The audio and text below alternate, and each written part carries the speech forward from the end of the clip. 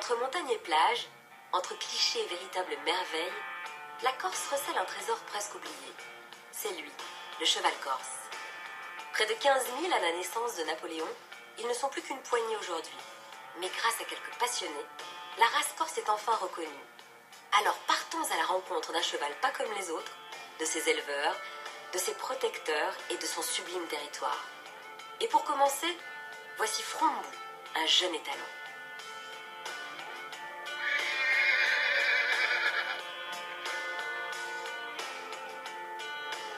Frombou est reconnu cheval corse de pure race. Il vit à Echika-Soarella, à moins d'1 heure d'Ajaccio. Mais pourquoi Frombou? En Corse, cela signifie vrombissement. Tout un programme pour ce bel étalon reconnu officiellement apte à perpétuer la race corse, à la sauvegarder. La race corse a été officiellement reconnue en 2012 et ils ne sont que 9 étalons à avoir le statut de mâle reproducteur. Frombou vit avec 2 juments pure race, Manzana et Lilou. Voici Edel, poulain de 2 mois, fils de Frombou et de Lilou. En Corse, il n'y a que 10 naissances par an. Les mâles ne seront pas tous reconnus comme reproducteurs, tant les critères d'appartenance sont stricts. La robe doit être baie ou noire, sans marque blanche, à l'exception d'une petite marque en tête, les balsanes ne pouvant dépasser le boulet. Quant à l'alezan, c'est une robe interdite. Aujourd'hui, il reste une 50aine de chevaux corses recensés. Autrement dit, la race a bien failli disparaître. Avec 2 poulains par an, Frombou est donc l'un des étalons les plus productifs de l'île, sans compter les saillies extérieures. Voici Cyrielle Casanova. Si rien ne l'a prédisposé à devenir éleveur de chevaux corses, sa rencontre avec Manzana aura changé le cours de son existence. J'ai rencontré Frombou il y a 3 ans quand l'association du cheval corse nous l'a prêté pour un mois juste pour saillir les juments et il devait repartir. J'ai 2 juments. La première c'est Manzane, ça fait 7 ans qu'on l'a et pour moi c'est une des plus belles qui existent dans le cheptel. La deuxième c'est Lilou, c'est une ancienne jument sauvage qui a été capturée il y a environ 2 ans sur les plateaux de montagne au milieu d'un troupeau sauvage. Donc ces 2 juments, je cherchais un étalon et c'est trop compliqué parce qu'ils étaient tous à 3 heures de route, donc on nous l'a prêté. Et puis comme il me plaisait bien, j'ai dit en rigolant, s'il la vend, je l'achète. Et 15 jours après, on nous a proposé de l'acheter. Et depuis, il n'est jamais reparti en fait. Parce qu'il correspondait à mon idéal. J'ai dû lire trop de romans à l'étalon noir quand j'étais petite. Il a un regard très, très doux, très intelligent. Sa grande crinière, sa couleur noire brillante, et puis surtout sa très très grande gentillesse, malgré le fait qu'il soit hanté tout simplement. Quoi. À l'époque, je n'avais pas du tout les moyens de l'acheter, c'est ma maman qui m'a financé le cheval, donc, parce qu'elle a vu qu'elle a compris le projet et elle me soutient, donc elle a avancé les fonds.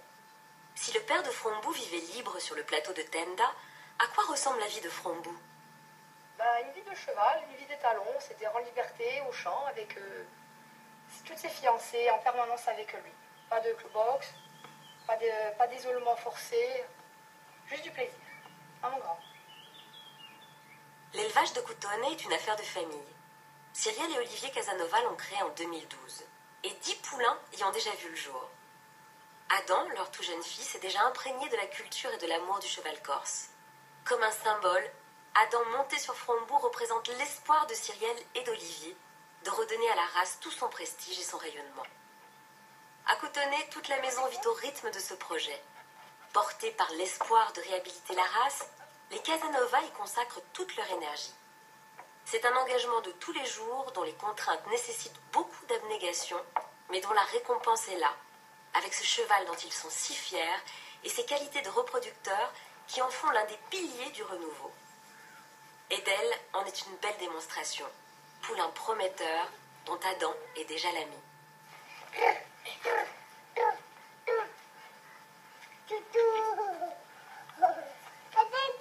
Non, je te monte pas dessus, il est trop petit encore. Il est trop petit, c'est un bébé. Comme toi. Mais pour Cyrielle, comment lui est venue cette vocation? Je n'étais pas du tout destinée à la base pour faire l'élevage de chevaux. Je montais en club, comme beaucoup de gens. Et c'est la rencontre avec ma jument qui m'a fait donner envie de faire naître pour reproduire les qualités, et le caractère qu'elle a. Alors, je me suis intéressée au cheval de race corse en fait, suite à la découverte de Manzane en fait. Et je me suis dit, c'est le cheval rêvé. C'est un cheval très polyvalent, autant très calme en main, il ne bouge pas. Et autant en selle, c'est la dynamite, on a du sang, juste ce qu'il faut, en gardant ce mental très froid, très posé, très intelligent, qui réfléchit, qui est capable de vous contredire. Et généralement, c'est quand ils ont raison. Donc, ils ont un pied extra sûr en montagne, une endurance va lancer des purs sangs arabes et un coup de saut assez phénoménal par rapport à leur taille. Mais en fait, Cyrielle, peut-elle vivre de sa passion de l'élevage? Donc à mon sens, aujourd'hui, on ne peut pas vivre exclusivement de l'élevage de chevaux corses. Simplement déjà que pour l'instant, il n'y a pas assez de demandes pour cette race spécifique, que les poulains ne se vendent pas assez cher pour être juste rentrés dans ses frais. En général, je tourne entre 1 et 2 poulains par an, n'ayant que 2 juments. Donc ça dépend des années, entre celles des années de repos et puis les années de malchance où on perd des poulains avant l'heure. Malheureusement, je n'en vis pas du tout, au contraire. Mon banquier m'en veut beaucoup, mais bon, on fait avec. Non, je travaille dans le bâtiment. Je suis grutière, donc je conduis des grues à tour dans le bâtiment. Ce n'est pas un métier, c'est juste de la passion pure. Cyrielle concilie donc son métier de grutière, son rôle de maman et sa passion pour les chevaux. Son temps est d'autant plus compté qu'elle a décidé d'engager Frombou sur la voie de la compétition. Elle a choisi l'endurance. C'est une discipline très adaptée à la spécificité du cheval corse. Facile, doux et d'humeur stable, il est capable de s'adapter à toutes les difficultés. Son pied est sûr et sa lecture du terrain particulièrement efficace. Pour Cyrielle, c'est une autre manière d'envisager son rapport à Frombou. Son petit cheval, elle le prépare comme un athlète. Elle le bichonne et l'entoure de toutes les attentions. Pour eux, l'île aux milliers de chemins est prête à leur proposer les émotions de ces paysages extraordinaires.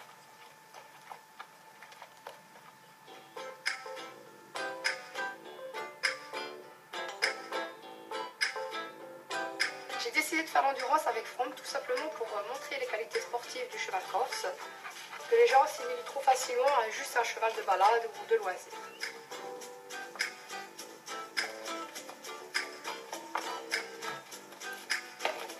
Oui, il a déjà fait 2 courses, parce que c'est sa première année, il n'a que 6 ans.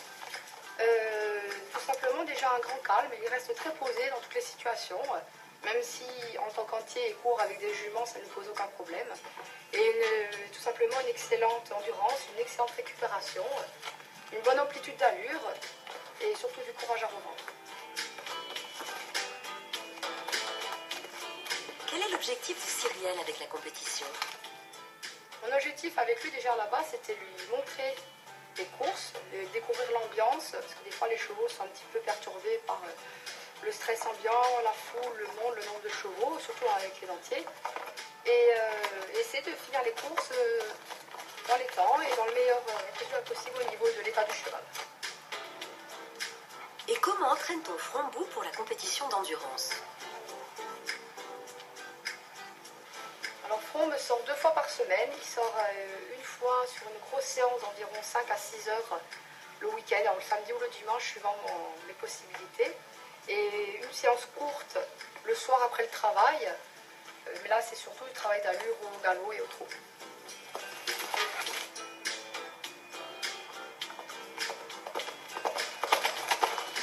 Je travaille sur les chemins et les communes environnantes autour de Chika, Kobo, Kana.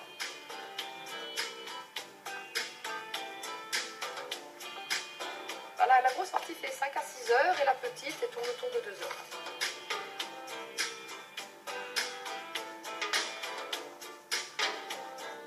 On prend plutôt plaisir à sortir puisque je n'ai pas besoin de le contraindre ni le forcer. Ça a l'air de bien se passer, il y met de la bonne volonté et puis voilà.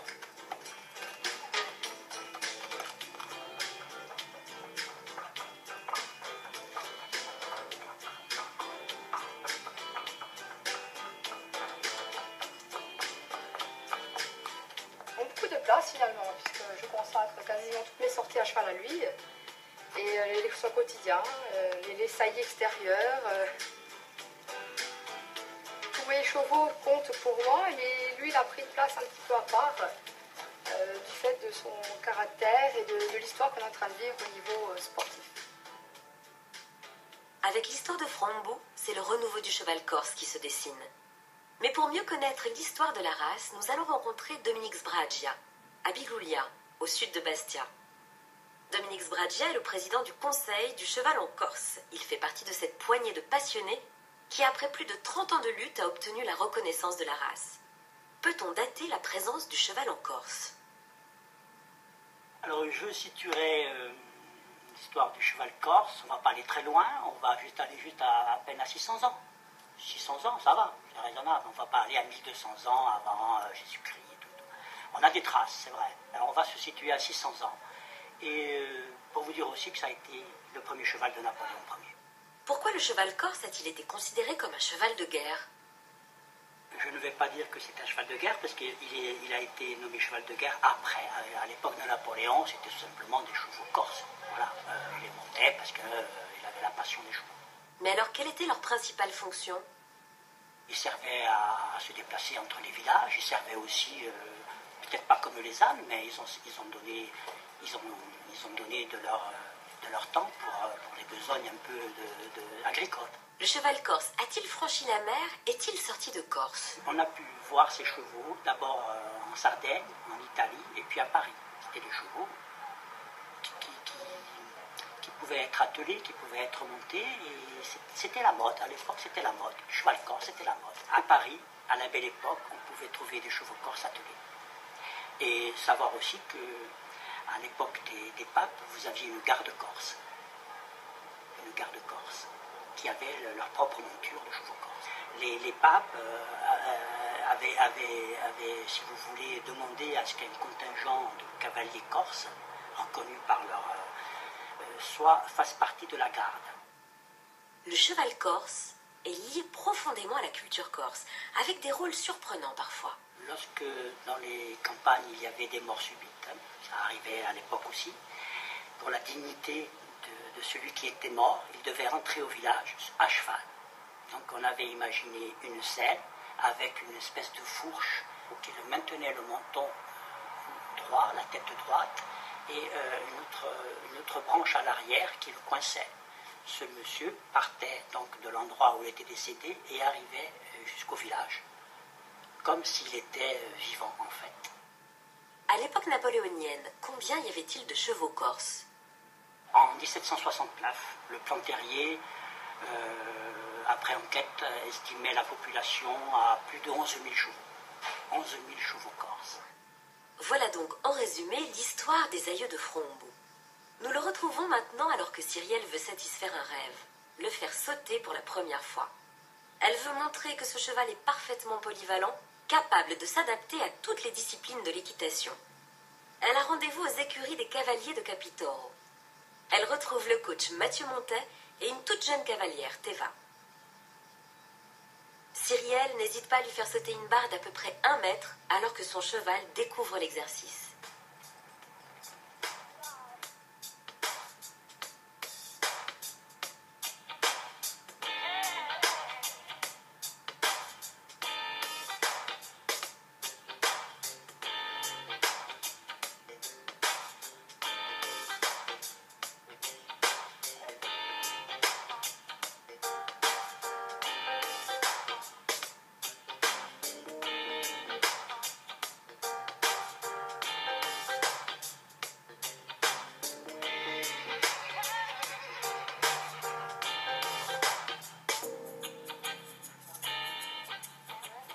Puis, c'est le tour de Teva.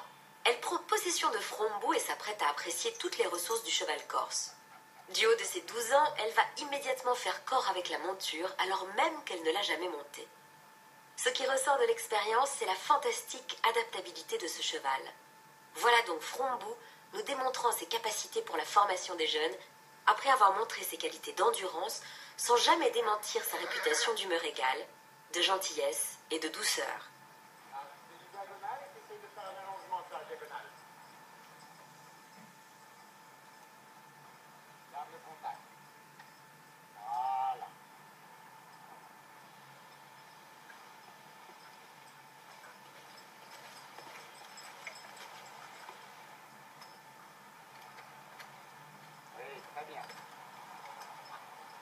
peu, un peu plus de hanche, un peu plus de hanche. Ok, un peu plus d'épaule. Ouvre ta reine droite. J'ai avec le plus beau cheval du monde. Hein. On a tous. Alors, Non, c'est vrai que c'est un très bon petit cheval. Ça permet, en école, ça serait très très bien. Et même, je veux dire, pour des petits avec le club qui débutent, c'est vrai que c'est quelque chose qui peuvent leur faire beaucoup d'années, étant donné qu'ils sont quand même un petit peu porteurs. Pour un certain âge, un jeune, ça peut lui permettre de se faire 10 ans en compétition en plus. Lui, il est vraiment, vraiment très bien. ça fait bizarre de le voir bosser pour de vrai, on va dire. Enfin, il est très gentil, puis il est calme, il est posé, il est bien. Une vingtaine d'éleveurs se sont engagés à sauver la race du cheval corse. Parmi eux, David Cherwau. Nous l'avons rencontré chez lui, à Talazzani. Même si, comme pour Cyrielle, ce n'est pas un métier, il vit pour sa passion du cheval corse. Viens, mon grand, viens. Viens. Viens. David est un homme jovial avec une vision à la fois tendre et réfléchie. Mon cheval s'appelle Adjé le Dubaradisio. Alors, on l'a récupéré chez un particulier qui ne pouvait plus le garder. Et on l'a ramené, on a appelé ceux de la race corse pour savoir s'il pouvait rentrer dans le caractère du cheval corse. Et donc il a été pucé, vacciné, et lui ont fait toutes les analyses qu'il fallait. Et ils nous ont dit qu'il pouvait passer en tant qu'améliorateur de race corse. Là, ça fait 3 saisons qu'il fait de ça. Il est très très très gentil, très froid. Et après, bon, c'est mon cheval, donc je le trouve beau. Alors on avait une petite jument corse. Et puis après, bon, c'est tombé comme ça. Je trouve que c'est de très très bons chevaux. Avec un pied très sûr et très bon caractère. Donc. Et là, justement, l'année prochaine, on voudrait essayer de faire un petit peu d'endurance. Comme il est très gentil, même s'il est entier, mais je pense qu'il pourrait faire beaucoup de choses. Hein. Pour l'instant, moi, j'en ai pas encore vendu, j'en ai qu'un. Voilà, après, il y a des gens qui ont porté des juments là, ça y est. J'en ai vu quelques-uns, de beaux chevaux. Après, je pense qu'il faut attendre encore quelques temps pour voir l'évolution et si les poulains prennent le mental et tout du cheval, quoi, et des juments. En tout cas, ça fasse des beaux chevaux. Moi, j'ai fait beaucoup de randonnées, hein. J'ai pas fait de concours, j'ai pas fait que des balades, des randonnées. On peut le mettre avec n'importe quel cheval dans le camion, même des juments, il dit rien. Et après, en montagne, tout va bien, quoi. Il n'y a pas de souci. Hein.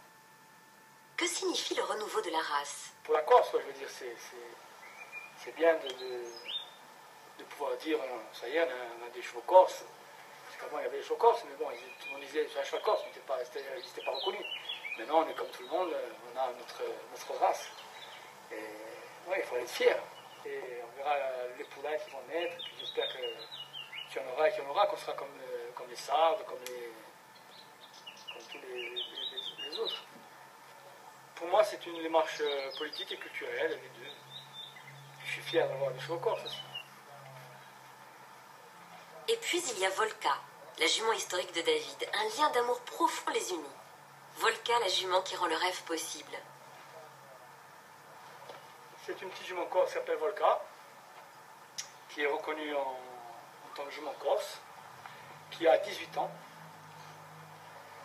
et qui a fait un poulain donc avec Adjé, le Paradis. C'est des chevaux qui se tiennent avec pas grand chose. Et là, ils mangent que du foie, même pas d'aliments. Là, on lui met tous les débutants, tous les enfants. C'est une jument très très très gentille, très douce, qui fait très attention aux enfants et aux cavaliers.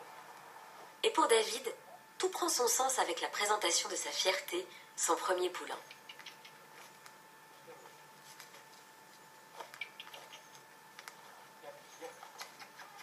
Ça, c'est le poulain d'Adjé et de Volca, donc poulain corse.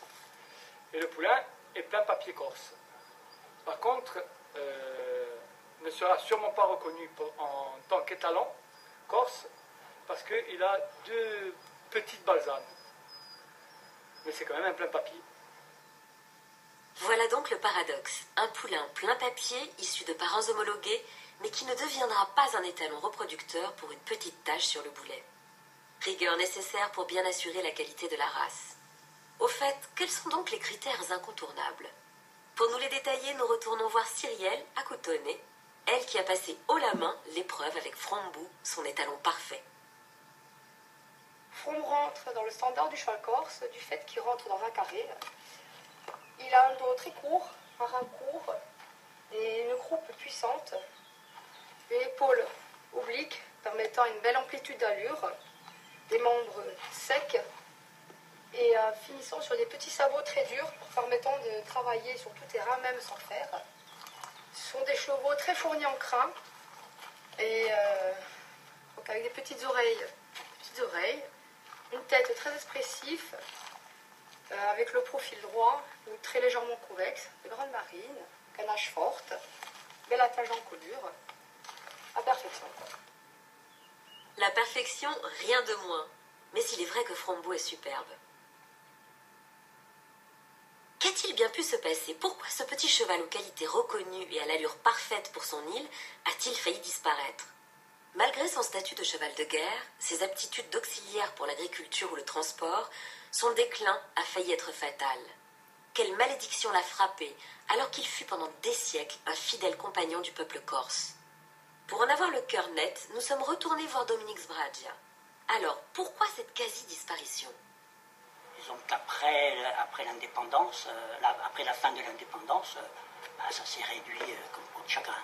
Les chevaux sont partis, les ânes ont été vendus. Bon, il y a eu, si on regarde les chiffres, il y a eu une baisse non négligeable des équins en Corse. Le déclin s'est fait sur plusieurs années. Nous étions après 70. On a commencé à avoir une descente aux enfers.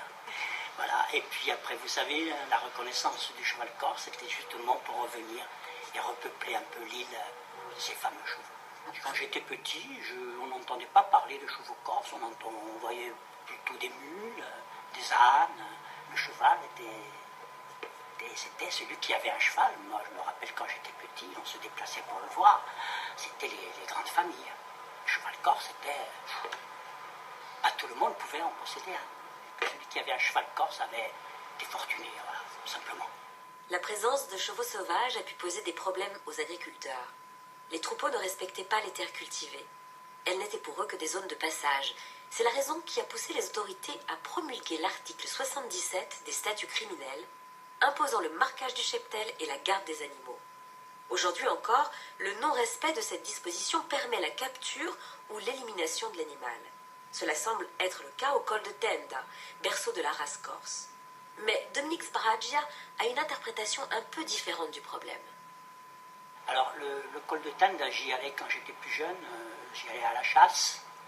Et de là où j'étais posté, je voyais au loin et avec les jumelles ces troupeaux. Je pensais à l'époque qu'ils appartenaient à quelqu'un, mais non, renseignement pris, c'était des chevaux sauvages de Tenda. Voilà, mais ça, c'est un patrimoine, ils ont toujours été là. Ils étaient en plus grand nombre à l'époque, au moins 170.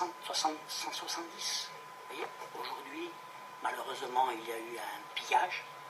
Vous savez que ce troupeau était un patrimoine corse, il appartenait à tout le monde. Et je m'étais un peu révolté quand j'apprenais qu'on sortait et qu'on prélevait ces animaux. Aujourd'hui, s'ils sont 50, ce sera le maximum. Il appartient peut-être au Conseil du cheval et à l'association qui gère la race corse de faire un prélèvement, mais pas à d'autres personnes. Si on venait à le savoir, on serait à même de le récupérer. Mais aujourd'hui, qu'est devenu ce cheval qui accompagnait la vie de la Corse, son développement, sa culture? Il y a environ une dizaine de naissances par an. C'est très, très peu. À cette allure-là, on ne s'en sortira pas. Je pense que si on fait un effort, on peut augmenter à 30-40. Parce que ce cheval, j'en suis sûr, je le dis depuis des années, c'est un cheval qui sera demandé. Quelles sont ses principales qualités? C'est un cheval qui n'a pas besoin d'une nourriture importante, puisque si on situe les races, par exemple, vous avez un anglo-arabe, il lui faut au moins 10 litres par jour d'aliments, plus le foin, alors qu'un cheval corse va se contenter de 4 litres. C'est important. Que faut-il souhaiter pour sa sauvegarde? Aujourd'hui, je demande à acheter 10 chevaux corses. Il n'y en a pas. Il faut attendre, il faut avoir de la patience. J'y crois.